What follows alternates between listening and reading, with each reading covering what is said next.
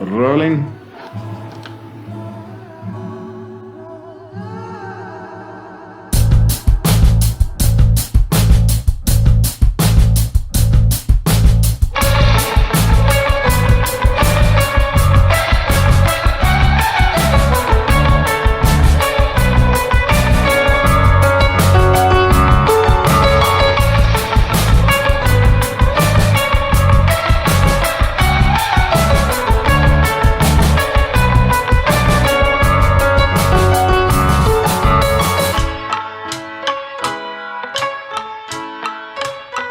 All I'm looking for safe is a little TNA. Don't you mean T&E? What? Yeah, isn't that what I said? TNA. You said TNA. Well, man, aren't we all? I mean, come on now. I mean, it's just part of human nature. But when you host a podcast and you try and get out here on these fucking dating apps or just into the world and you tell people that you host a podcast, at first they think it's cool. And then the first thing they seem to do is find an episode that they don't like and either start to ignore you or proceed to tell you what an asshole you are. At least that's my experience. Yeah, ever since we started this podcast a year ago, I have had multiple women share with me that they listened to the podcast and determined that they would no longer be interested in getting to know me further. It's like, are we too honest? I don't think most men are being honest, and so they ultimately lie to their partners for years, whereas you and I are being brutally honest. Mm-hmm.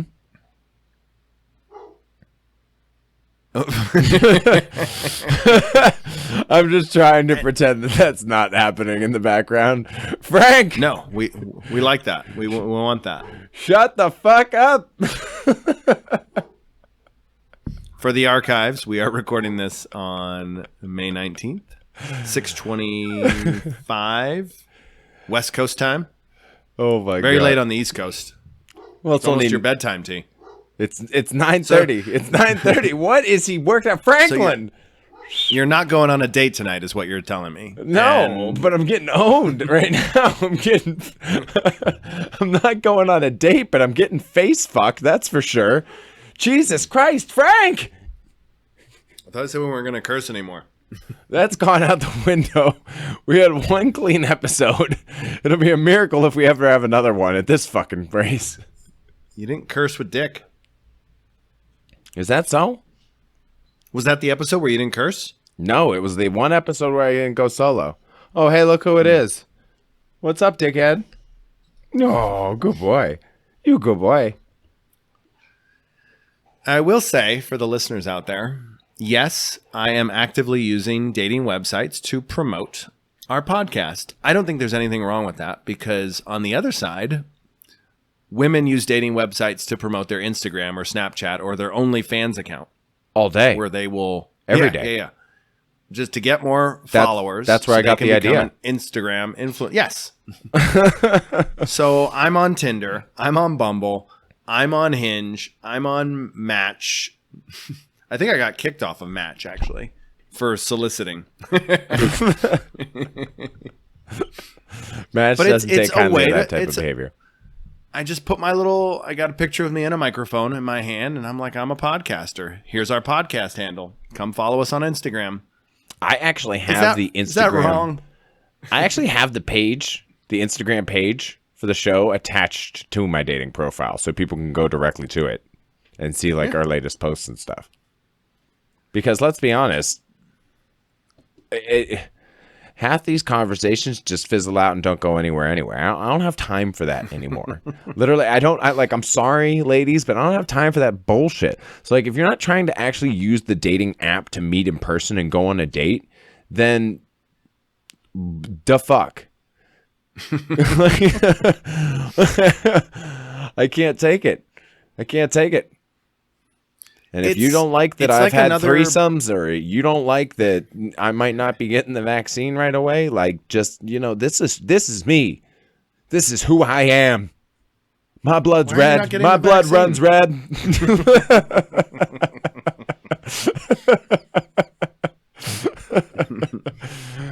Oh God.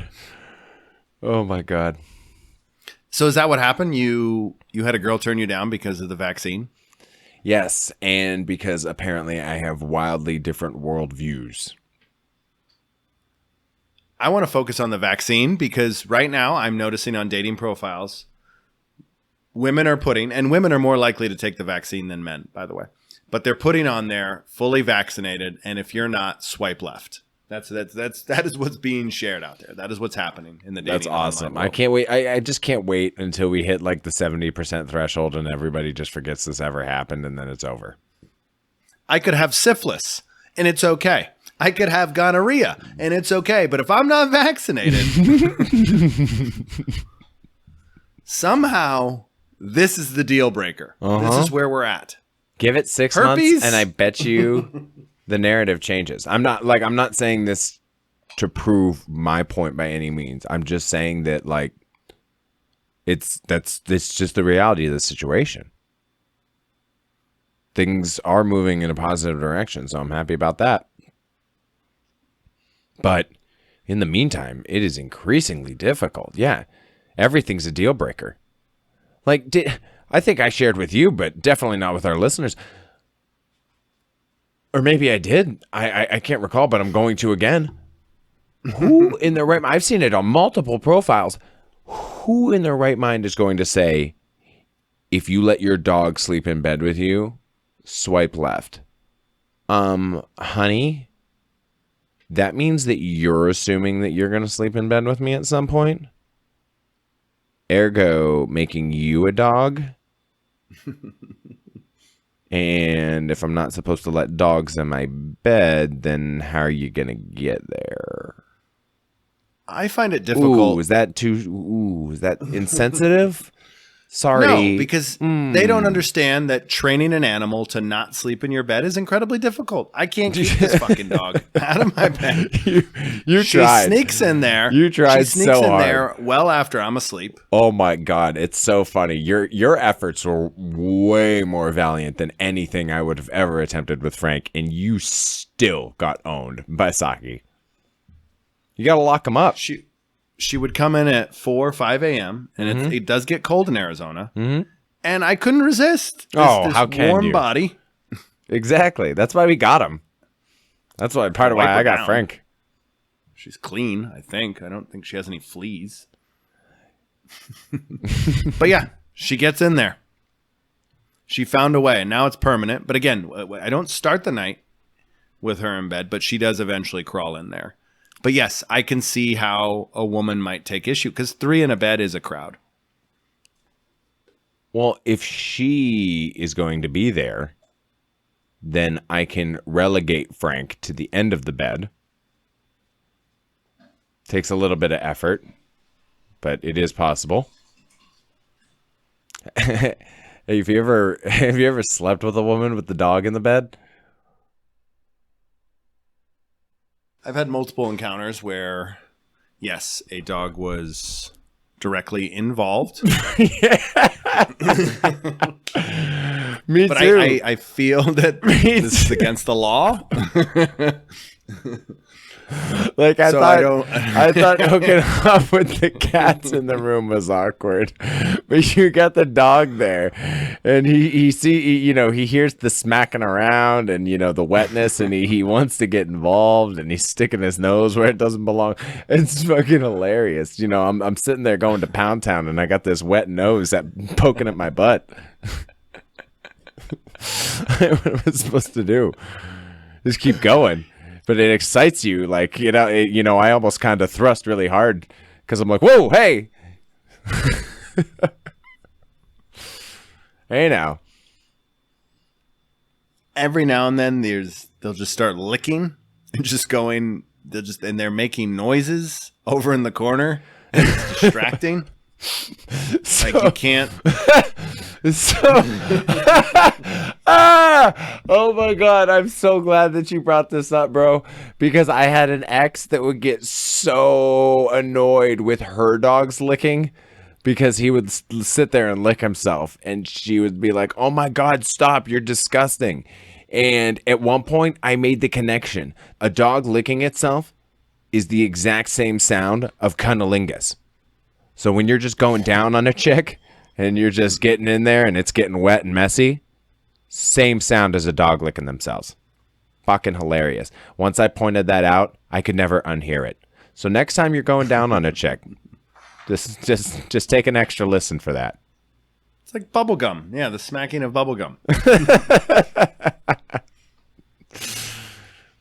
And this right here, this is why we're single.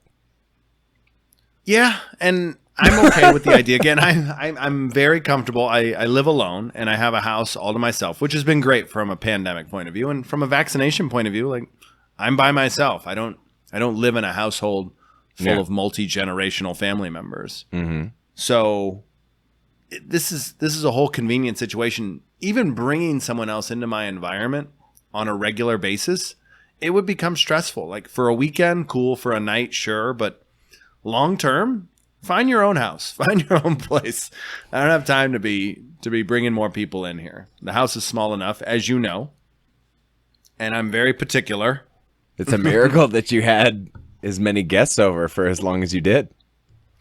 Well, as you know, I'm clean, and I've been told I'm clean by my former partners, which I appreciate. That's actually a great compliment. They come over to my house, they're always amazed at how clean I am.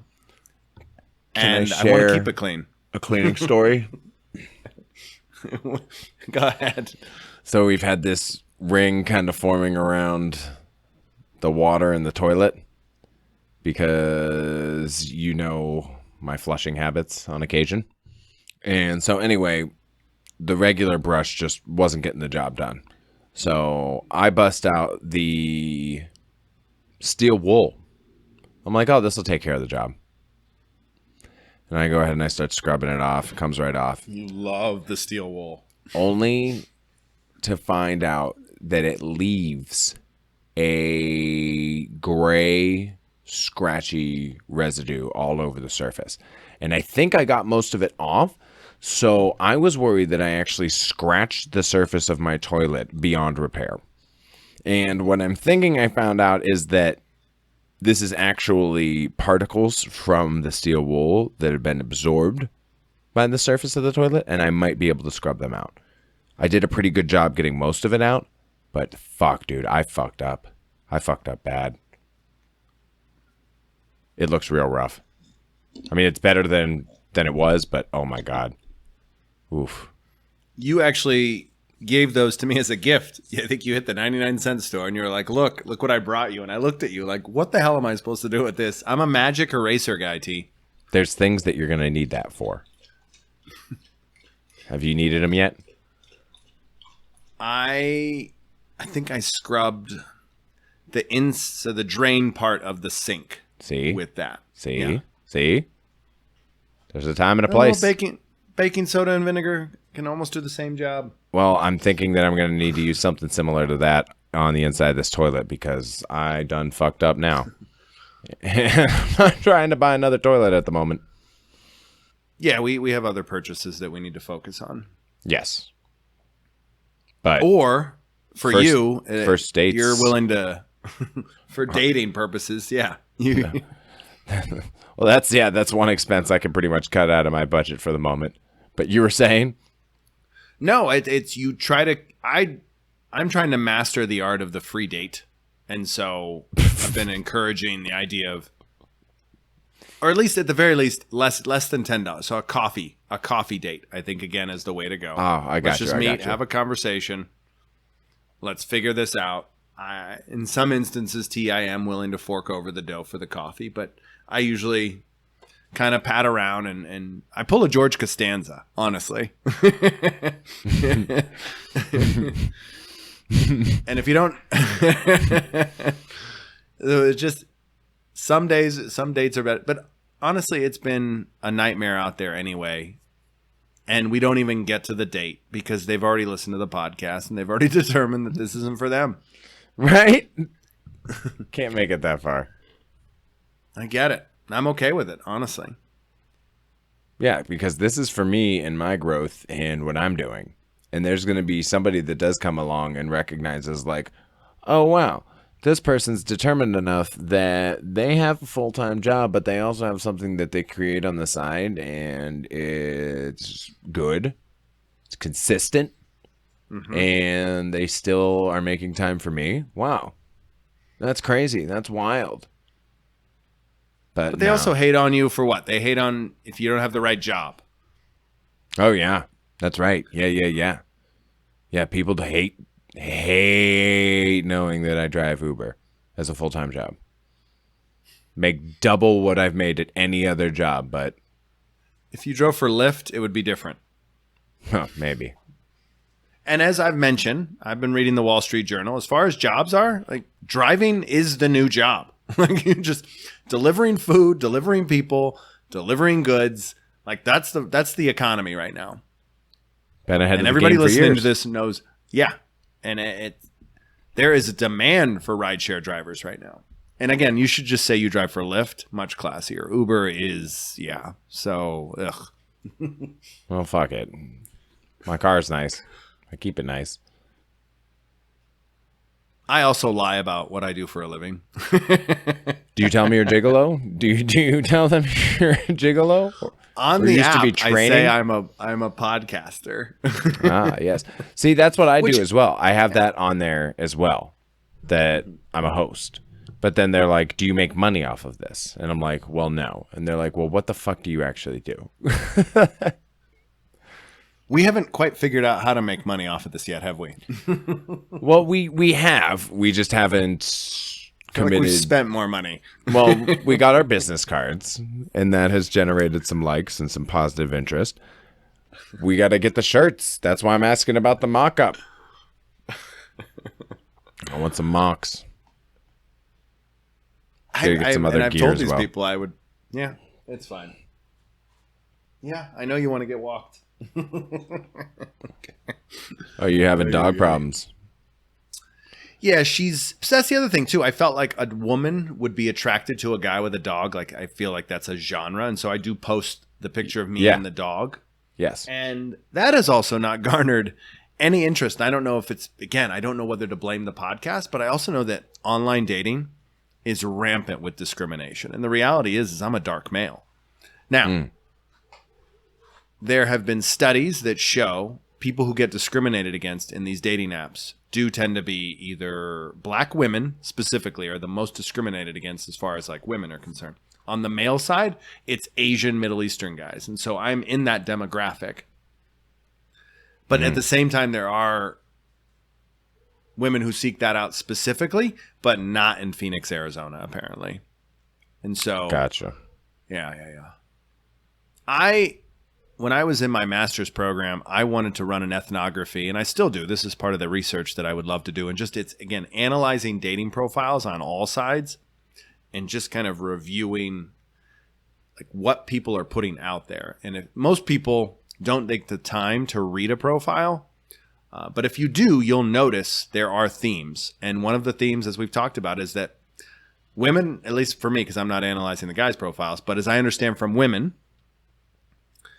men are notoriously famous for posing with a dead animal in some sort, usually a fish or some type of thing that they've shot. So that seems to be a popular thing, right? Yeah. So a lot of fatigues, a lot of flannel, that type of thing, right? And then the shirt off apparently is a thing. But, actually I would ask our listeners, like, what are you seeing from, and looking at our anchor stats, women are the majority of our audience, by the way. Hey-o, shout out to the ladies. We love and it might be because of the dating apps. I don't know. But Yeah. I'd be curious to know, women from your side, what are you seeing on the dating apps from the men's side? But on our side, everybody's a fucking Instagram model. Damn it, I cursed. Ugh. From our side, don't everybody's think- an Instagram model. Yeah, I was going to say, I don't think that's the first time this episode that one of us is cursed. I'm trying to cut back because This is I'm the trying place to have let some loose. couth here. This Have place some to let couth, loose. Couth. You think that's going to get us anywhere? No. You got to go kill a rattlesnake or something safe. That's all you got to fucking do. There's your couth right there. But I'm not ashamed of the work we've done, T. And Oh, no. if we're going to be judged on our Love Files episode, which is some of our most popular work, by the way. Right. Yeah. Then so be it. Right. Why are you tuning into that smut anyway? That's the best part of this is like, you don't have to turn on any of these episodes. We've asked it several times. Why the fuck are you listening? If you don't like this episode, turn it off.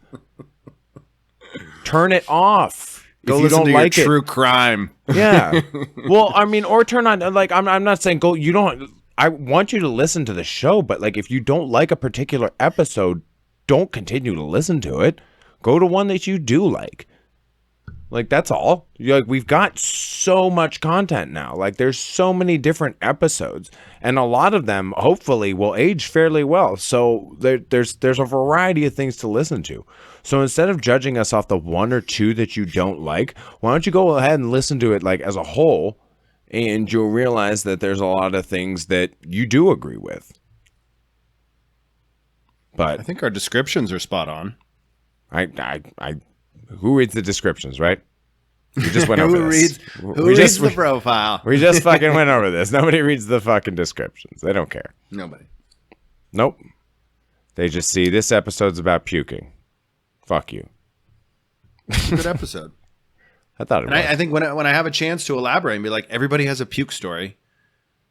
Everybody has a good puke story. That's what we wanted to talk about. That was the nature of our content. You and I are like, we're having trouble right now with dating.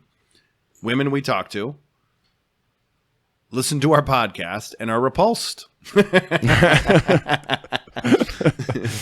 want to talk about it. Yeah. So if you've met us on a dating app and now you're listening to this and you've gotten this far, know that this is who we are. That's right, baby. That's right. So if you're still interested, you better strap up. Get ready. Because this train ain't stopping. Is that a good place to end it? With a train reference? I didn't say anything. I'm happy with our work, and I'm gonna keep promoting myself on all these dating apps, just Me like too. you're trying to promote your Instagrams. That's right. So Oh, I have updated my lines though. I did say that I'm a podcast host and that I'm focusing on that and loving my animals, yada yada yada. Well, I erased all that and I said, "Where's my dog? 'Cause girls are such a drag." And that's a line from a Blink-182 song. Yep. Where's my dog? 'Cause As I said in the girls music are such a drag. it takes T less than 2 minutes to incorporate Blink-182 into his vernacular, and so Yep. no surprise here on your dating site that you just open with Blink. Makes total sense. Mm-hmm. Yeah. And then our Instagram handle. Bang. There. This is me. I love my dog probably more than you. So there's your competition. Do we have time for dating? I don't think we have time for dating, honestly. Well, I'd like to think I do, but again, it's with our schedules. Sometimes it seems like everybody's got their own schedule, you know? Everybody's got their own lives. Hell, what if we meet another podcast host? How are we supposed to fucking work around their podcast schedule? We can hardly work around our own. Right. Tuesday, Wednesday nights, and Mondays. Right. Possibility, at least until August, and then Mondays are gone again. Yeah. It's hard work. It is, but we love doing it, and we're going to keep doing it. And if you happen to be listening to this episode as a result of finding us on one of those dating apps, we're glad that you made it this far. And if you have any questions, maybe feel free to ask the hosts directly as opposed to just giving up on the situation. Ladies, help us out. Spread the word. You may find us on Twitter at CTS Terry or at CTS Safe. You may find us on Instagram, Facebook, YouTube, or wherever you listen to podcasts by searching for the Catch the Sky podcast. And feel free to leave us a comment. Slide into our DMs. We'll be waiting for you. Winky face emoji. The emojis are so key, T. They are. They are. The Egyptians were really ahead of their time with their hieroglyphics.